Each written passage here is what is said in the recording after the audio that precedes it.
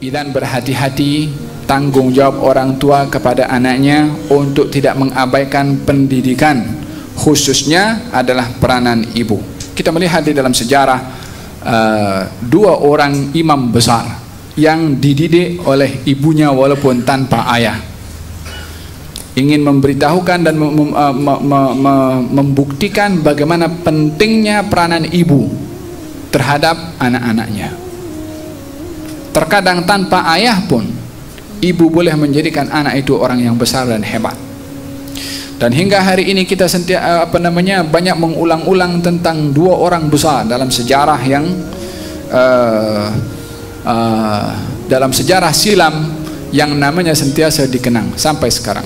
Yang pertama adalah Imam Syafi'i. Beliau yatim. Yang mendidik beliau adalah ibunya, sehingga menjadi Muhammad ibn Idris Asy-Syafi'i yang sekarang menjadi imam mazhab kepada kita. Hasil kegigihan dan perjuangan seorang ibu. Masa kecilnya Imam Syafi'i diajarkan oleh ibunya, dihantarkan untuk belajar Al-Quran, sehingga dalam usia 7 tahun boleh menghafal Al-Quranul Karim. Dan ibunya sentiasa memperdengarkan Al-Quran kepada Imam Syafi'i. Ketika masuk usia remaja, ibunya mengatakan kepada Imam Syafi'i, engkau pergi untuk cari ilmu. Mengorbankan perasaan dan kasih sayangnya sebagai seorang ibu. Dan biasanya anak kalau pergi ke luar negara untuk pergi belajar, yang paling susah itu adalah ibu. Tapi ini yang menyuruh untuk pergi ibunya sendiri, sebab ibunya tahu apa yang terbaik untuk anaknya. Disuruh belajar. Apa pesanan ibunya kepada Imam Syafi'i? Jangan kamu kembali kecuali membawa ilmu. Bertahun-tahun berada di Madinah, belajar dengan Imam Malik dan para masyayikh sehingga menjadi orang yang besar. Kemudian gubernur memberikan hadiah harta kepada Imam Syafi'i karena kepandaian Imam Syafi'i yang dibuktikan oleh gubernur Madinah. Kembali ke kota Mekah untuk menziarahi ibunya. Sebanyak mana dia dapat duit daripada gubernur Madinah, diinfakkan kepada fuqara al-masakin sampai habis. Sampai ke kota ke Mekah, ketuk pintu, ditanya, siapa? Muhammad bin Idris Asy-Syafi'i. Apa yang kamu bawa? Tak dibuka dulu pintu, tak dipeluk dulu walaupun hati rindu. Nak dibuktikan apa datang setelah sekian lama tak berjumpa, supaya kerinduan itu berbaloi dengan sekian lama berpisah. Tak dibuka pintu dulu. Muhammad bin Idris Asy-Syafi'i, tanya dulu, apa yang kamu bawa? Kalau zaman kita sekarang, anak kita datang daripada negara mengejut, surprise, macam orang datang surprise, melompat daripada dalam untuk buka pintu, kenapa tak bagi tahu, bla bla bla, tak ditanya dulu apa dia dapat. Ibu, apa yang kamu dapat? Dengan apa kamu datang? Gal, aku tidak membawa apa-apa kecuali ilmu. Baru dibuka. Kalau 1 dinar engkau bawa ke rumah ini, aku tidak akan buka pintu. Tanaman bagaimana semangat seorang ibu supaya anak fokus ketika dihantar untuk mencari ilmu, untuk mendapatkan ilmu. Jadi Imam Syafi'i. Tapi Imam Syafi'i jadi Imam Syafi'i bukan dengan sekelip mata macam tu jadi orang besar, kalau bukan karena didikan daripada ibunya dan juga usaha Imam Syafi'i. Yang kedua, Syekh Abdul Qadir Jailani pun yatim juga, tapi jadi orang besar, sehingga seluruh ulama di zamannya mengakui tentang kehebatan keilmuan Syekh Abdul Qadir Jailani. Beliau dididik oleh ibunya. Dalam usia remaja juga ibunya pun melepaskannya untuk pergi ke Baghdad cari ilmu. Kalau katanya, wahai anakku, ini sisa daripada harta yang ditinggalkan oleh ayahmu untuk diberikan kepada engkau sebagai bekal untuk engkau mencari ilmu. Gunakan sebijak mungkin. Diletakkan dalam poket sini, dijahit, dititipkan ke satu kafilah yang akan pergi ke Baghdad untuk mencari ilmu, karena Baghdad dikenali dengan kota ilmu. dikorbankan, berpisah, tak apa.